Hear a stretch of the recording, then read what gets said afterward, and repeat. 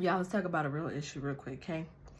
The hardest part so far in my life about walking with God has been me trusting God, like fully trusting him, like 100% trusting God gonna do what he said he gonna do, or trusting that God gonna handle an issue. And not handle an issue how I feel like he should handle an issue, but how he gonna handle the issue because he God. So in therapy, we was talking about trust, right? And I could honestly say 90% of the people in my life, maybe even 95% of the people in my life has made me lose trust in them in some form or fashion. And it started from when I was younger that I could remember. I could name off a few people, but it definitely started with family. And as I got older, friends, cousins, other people, coworkers, bosses, managers, whatever the case may be, in some form or fashion, I have lost trust in almost every single person in my life in some way. And this ain't to call my people out, so don't come for me, people. I'm entitled to say how I say and feel what I feel.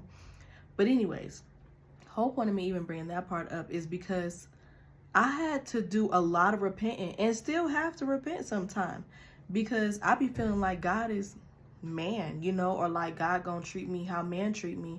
And I be sometimes losing trust in God. I'm not even gonna lie. If I feel like something is taking too long, or I feel like God's not answering my prayer, I just start to lose trust. And he's been really dealing with me about just trusting him lately.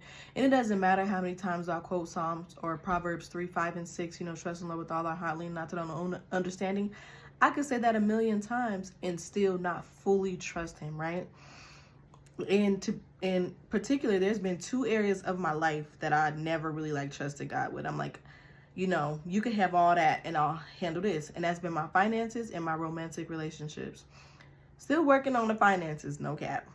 But for the first time, when I trusted God with a romantic relationship, like something I've never experienced before.